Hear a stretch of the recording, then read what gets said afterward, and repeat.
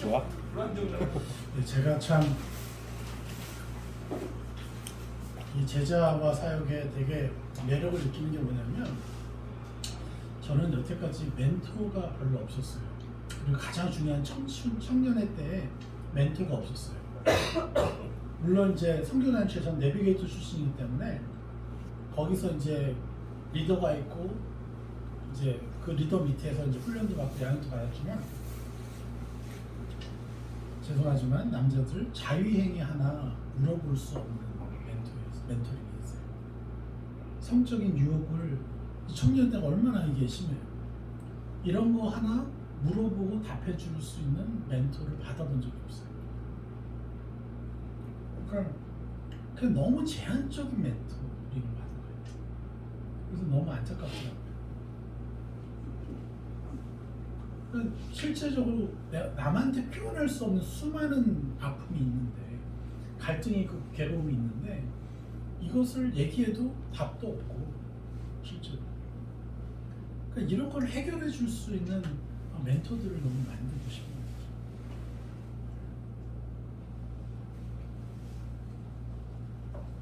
그래서 제가 이제 이 교회를 세워서 일반 교회에서 가정을 회복시키고 사람들을 회복시키는 이 일들을 할 수 있는 리더들을 세워야 되겠다. 내가 그들의 리더가 되어주고 그들이 또 다른 사람들 리더가 되게 해주고, 그렇게 되면 어떻게 됐어요? 좋은 아빠, 좋은 엄마가 되는 거예요. 네. 좋은 남편, 좋은 아내가 되는 거예요. 성경에서 말하는 거예요. 이거를 이제 하고 싶은 거죠. 시간이 없으니까 간단하게.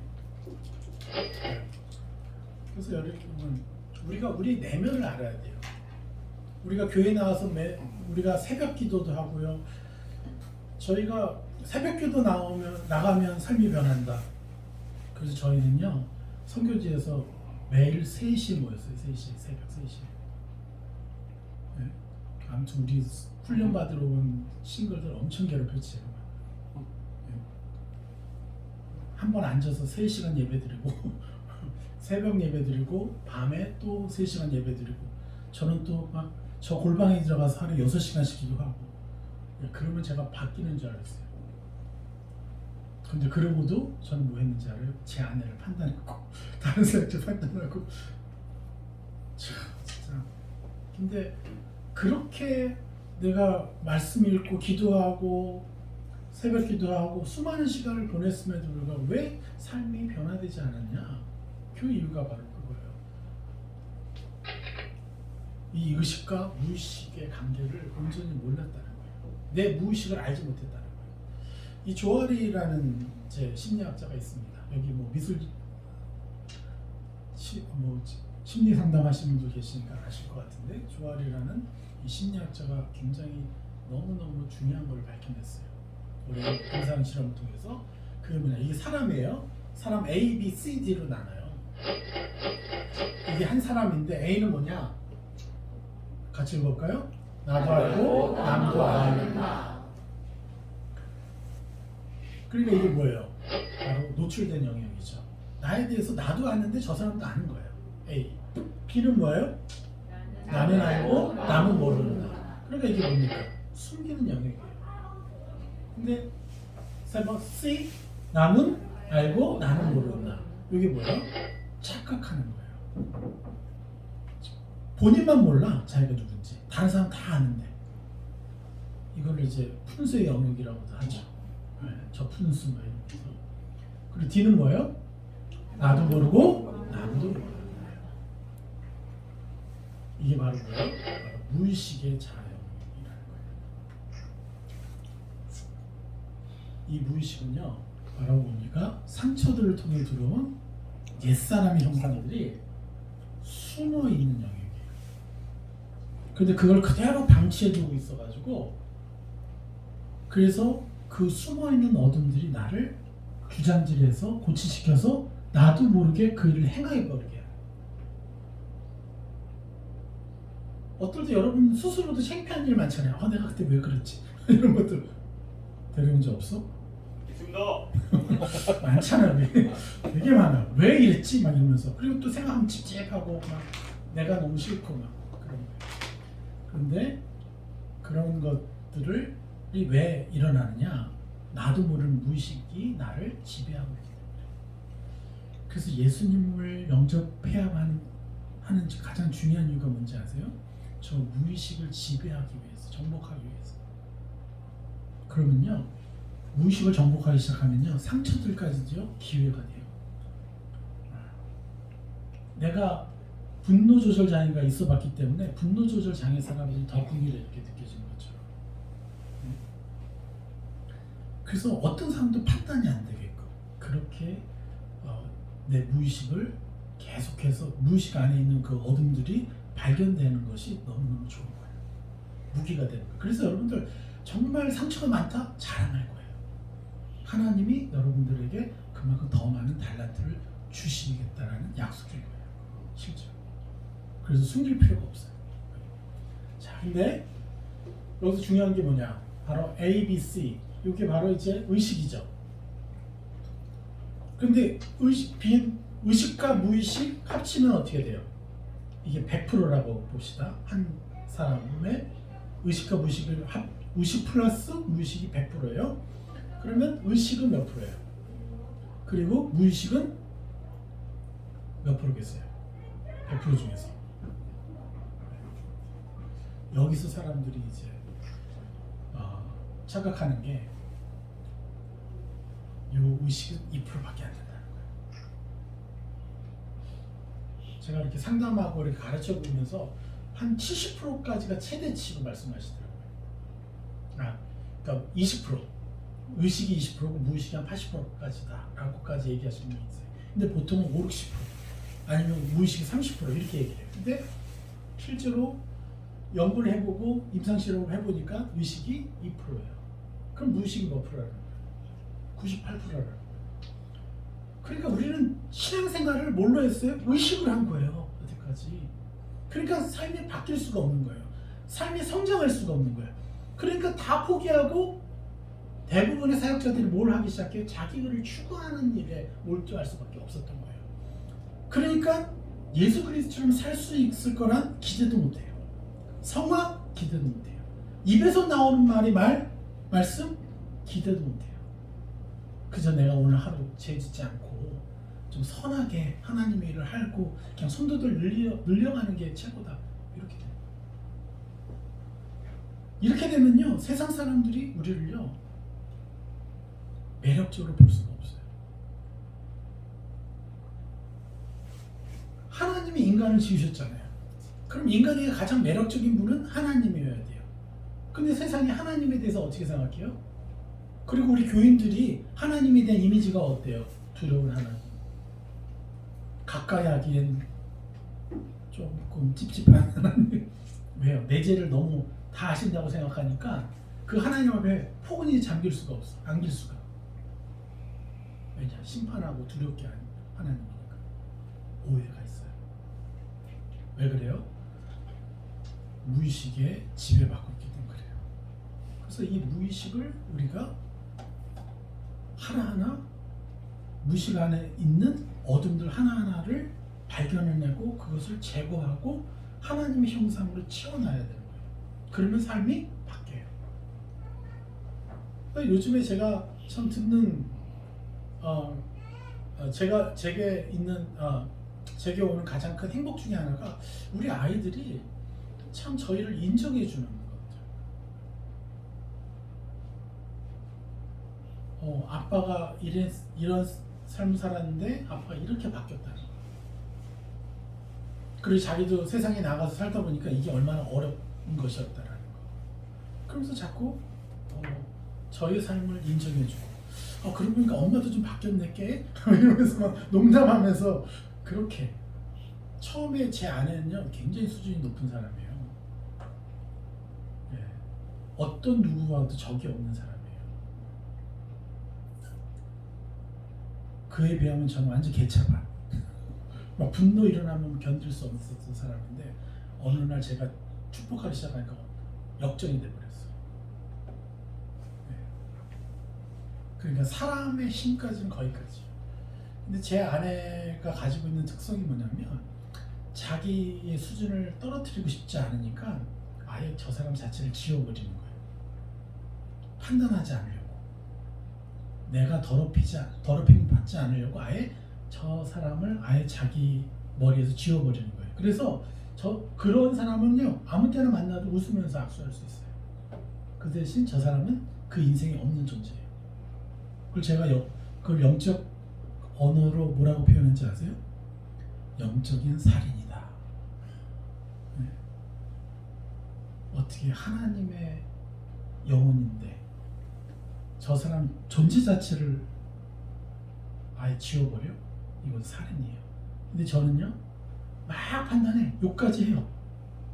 딴 사람한테 막 화가 나가지고 막 뭐 쌍욕하는 게 아니라 그 사람에 대해서 막 좋지 않은 얘기를 해요. 그러고도요 마음이 찔려가지고 기도할 때는 축복해요. 근데 제 아내는 지워버리는 거예요. 그럼 하나님 누굴 쓰시겠어요? 제 아내는 아주 수준이 높지만 여기서는 생명력이 나오는 게 아니에요. 나올 수가 없어. 근데 저는 막 다투면서도 결국 축복하고 하나님하고 해결해야 되니까. 그래서 올라오다 보니까 그 위를 올라가는 거예요. 그러니까 제 아내는 인간이 할 수 있는 최대한의 수준에서 그 정도 한 거예요.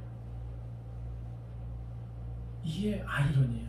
보통 교회에서 너무 좋은 권사님 그러면 고수준이거든요. 남에 대해서 싫은 말 안 하고 말 옮기지 않고 이해하려고 애를 써주고 그럼 대단한 신앙인인 것 같아요. 아니에요. 그거는 자기 의를 쌓는 신앙이에요. 대부분이. 진짜 하나님의 신앙은 속으로 그 사람을 끝까지 새 사람을 입혀주면서 기도해주고 또 기대해주고 또 찾아가서 함께해주고 그럴 수 있는 사람이 진짜 하나님의 사람인 거예요. 입에서 나오는 말이 말씀이에요. 그래서 제가 왜 이것을 여러분들한테 보여드리냐면 우리는요 나도 내 자신을 모른다는 거예요. 그런데 내가 지금 함께하고 있는 저 사람도 자기 자신을 모르는데 어떻게 내가 저 사람을 함부로 판단합니까? 우리는 누구도 판단해서는 안 되고 우리가 할 수 있는 유일한 것은 뭐냐면 저 사람에서 보여지는 연약함이 있는데 남들은 못 봐요. 근데 나는 볼 수 있어. 왜? 나는 그쪽에 강점이 있는 사람이니까. 그럼 강점이 있는 그 사람이 저 사람 공동체에 있는 저 사람의 연약함을 대신 벗겨주고 새 사람을 입혀주는 그 축복의 기도를 하다 보면 공동체가 서로 살아난다는 거예요. 우리가 완벽할 수 없잖아요. 우리 자체가. 예. 무의식 가운데 지배당하던 우리가 어떻게 완벽할 수가 있어요? 서로 코드가 맞아서 어울릴 수는 있지만 이게 계속해서 문제가 터지는 거예요.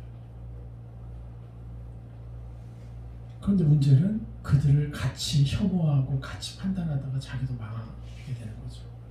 그런데 우리가 그 사람들을 판단하지 않고 이렇게 축복해 줄 때마다 뭐가 되냐, 무슨 일이 벌어지냐면 하늘의 빛이 내 안에 들어와요. 정확히는 내 안에 계신 성령님이요.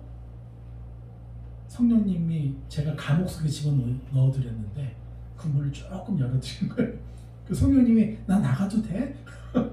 나 조금 나가도 되겠어? 이러면서 이제 나오셔서 저를 도우실 수 있게 되는 거예요. 제가 자꾸 사람들의 연약함을 축복하기 시작하면 그게 열려서 이분이 오셔서 이제 저와 함께 동행하기 시작해요. 그러면 내 무의식에 같이 들어갈 수가 있어요. 그러면 또 발견이 돼요. 나에게 이런 문제가 있네, 저런 문제가 있네. 빛이 들어간 만큼 어둠이 보이잖아요. 또 들어가고 보이고. 그럼 그거 하나 또 제거하고 세상이 있고. 그럼 그 다음 어둠이 또 보이고. 이렇게 우리가 이 과정을 겪는 게 바로 교회 안에서의 신앙생활이고 우리가 24시간 행해야 할 참 진리의 길인 거예요. 그러면 가만히 있어도요 어둠의 사람들이요 변하기 시작해요. 왜? 내 눈에 보이니까 축복해 주잖아요. 먼저 우리의 무의식을 장악하고 그들에게 보여지는 것 축복하고 특별히 내 자신에게 보여진 나의 연약함을 정죄하거나 죄책감을 갖는 대신에 내가 변화되길 원하는 사람이라고 예수님의 이름으로 기도를 하면, 왜냐? 예수님의 그 보혈 때문에 죄인이었던 내가, 나의 그 옛사람이 죽어버렸고 의인된 내가 살아나는 거잖아요. 이게 구원이잖아요. 근데 진짜 구원은 뭐예요? 소조. 완전케 되는 거예요. 새 사람을 입어서 완전케 되는 거예요. 그리고 그것을 가지고 계속해서 세상을 정복하고 다스리는 거죠. 할렐루야. 이것을 하라고 하나님 우리를 이 땅에 보내셨습니다. 제가 선교지에 가서요, 진짜 너무 좋은 곳에 있었어요. 저는. 그러니까 전 세계 선교사들이 가장 괜찮은 선교사님들이 계신 곳이다라고 칭송받을 곳에 있었어요. 많은 선교 지도자들이 거기를 거쳐가요. 어려운 지역이니까 한 번씩 와요. 그런데 그 선교사님들끼리 모여서 같이 하는 걸 보면, 와, 어떻게 이렇게 하나가 되어 있죠? 어떻게 이렇게 겸손하게 서로 이렇게 챙겨주죠? 놀래서 가는 곳이었어요. 그런데 저는 알잖아요. 또 그 내면을 또 더 깊이. 안 돼요. 제가 일주일 동안 키르기즈스탄을 방문한 적이 있어요. 우리 선교사님들, 거기 둘로스인가 그 팀 이름이, 여기는 특성이 있는 게 교단 선교사님 그리고 일반 선교단체 선교사님들이 하나의 팀이 돼가지고요, 키르기즈스탄의 전 지역에 가서 사역을 해요, 팀으로. 근데 이분들 18명인가 모여가지고 일주일 동안 제가 이 세미나를 해드렸어요. 깜짝 놀랐어요. 처음에 왔을 때 얼마나 사이가 좋고. 보통 선교지 가면요, 선교사들끼리 모이기 싫어하거든요. 특별히 같은 팀은. 그래서 같은 팀하고는 안 친해. 다른 팀에서 온 분들하고는 친해. 아시잖아요, 선교사님. 왜 맨날 지지고 먹고 싸워야 되니까. 그래서 저도 제가 막 판단할 때는요, 우리 팀 모임이 왜 2주에 한 번씩 모이냐, 한 달에 한 번 모이자. 2주에 한 번 모이는 것도 괴로운 거야, 막. 이런 상태였는데, 와, 거기는요, 여태까지 제가 봤던 팀 중에서 저렇게 아름다운 팀 처음 봤어요. 그런데 한 3일째 딱 되기 시작하니까 한 분 한 분 찾아오기 시작하는 거예요. 그래서 내가 누구 때문에 이렇게 힘들었고 저분 때문에 어떻게 힘들었고 다 얘기하고. 그래서 제가 너무 존경스러웠던 게 뭐냐면, 야, 그렇게 힘들었는데도 저렇게 유지할 수 있다는 거는 이분들이 도대체 어느 만큼의 수준인가.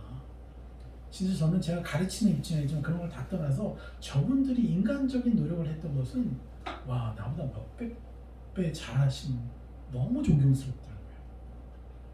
네. 그래서 이제 그러한 부분들 하나하나를 새 사람 입히는 것들을 이제 가르쳐 드리니까 이분들이 해방되기 시작했어요. 너무 온유한 분이에요, 한 분은. 그분이 또 오셨거든요. 뭐라는지 아세요? 사실은 오늘 여기 오기 전에 제 아들 집어 던졌습니다. 그러면서 자기 죄를 얘기하시고, 너무 온유하고 너무 사람이 좋은데 이분도 분노 조절 잘했다. 얼마나 괴롭겠어요. 자기 그러고 싶지 않은데 그렇게. 왜 그래요? 무의식 속에서 당하는 겁니다. 자기도 왜 그런지 모르는 거예요. 그러니까 악이 너 또 이랬지? 그럼 또 그냥 쭈그리고 있어야 돼요. 우리 이렇게 살 필요가 없다는 거예요. 내 안에 있는 어둠이 있으면요, 하나님 앞에 가져가서 벗어버리고 세상을 입기 시작하면요, 점점점 그 내가 원치 않았던 삶을 깨트려버릴 수가 있는 거예요. 자기 내면을 완전히 지배해버리면 외적인 형상이 바뀌는 거니까요. 이것을 행할 수 있다는 거죠. 그런데 이러한 부분들을 실제로 우리가 다루지 않고 신앙생활만 했기 때문에 결국은 열매가 맺혀지지 않았다는 거예요. 교회의 기본이 뭐예요? 교회에서 집사를 세우고 장로를 세우는 기준이 뭐예요? 가정함, 아름다운 가정. 자녀들로부터 존경받는 사람들이 집사를 할 수가 있어요. 근데 지금 목사들도 자녀들한테 존경을 못 받는데, 네, 진짜 교회를 세워야 돼요.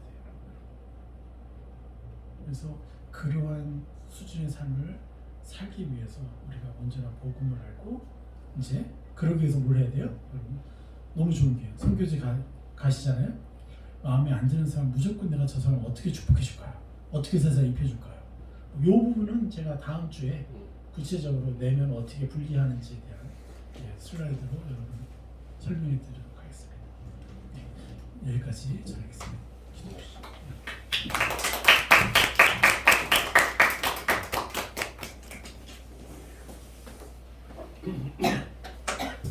정말 중요한 강의를 해주셨습니다. 그렇습니다. 하나님은 빛이시기 때문에 그 빛을 선포하면 그 어둠은 도망가게 되어 있습니다. 근데 가장 먼저 우리가 내 안에 누굴 미워한다고 나오고 있으면 내 안에 어둠이 계속 있게 되죠. 그러니 우리 말씀하신 것처럼 우리는 그 사람을 축복해 줄 때 우리 안에는 어둠이 사라져요. 도망가요. 빛을 선포해요. 그러니까 내가 누굴 미워하는 순간 내 가운데 먼저 어둠이 있는 거니까 절대 거기에 속지 마시고 먼저 축복을 해줘요. 미운 마음이 있을 때 축복을 해주시고 또 축복할 때 그 능력으로 그 사람에게 있는 어둠이 물러갈 수 있으니까 우리가 선교지에서도 이런 삶이 되어야 할 것입니다. 기도하겠습니다. 하나님 감사합니다. 저희들에게 하나님 귀한 말씀 허락해 주셔서 감사합니다. 저희들이 하나님 영적으로 늘 깨어 있어서 하나님 모든 사람들을 빛으로 선포하고 빛을 선포해 줘서 어둠을 몰아내고 우리가 먼저 하나님 빛 가운데 거하여서 우리 하나님의 빛의 자녀답게 살아가고 또 주님의 명령하신 그 귀한 사역들을 잘 감당할 수 있는 하나님 빛의 선교가 되게 하여 주옵소서. 오늘 주신 이 말씀 감사의 마음에 새기겠습니다. 주님 함께 해주시옵소서. 감사드리며 예수님의 이름으로 기도드립니다. 아멘. 네, 식사하겠습니다.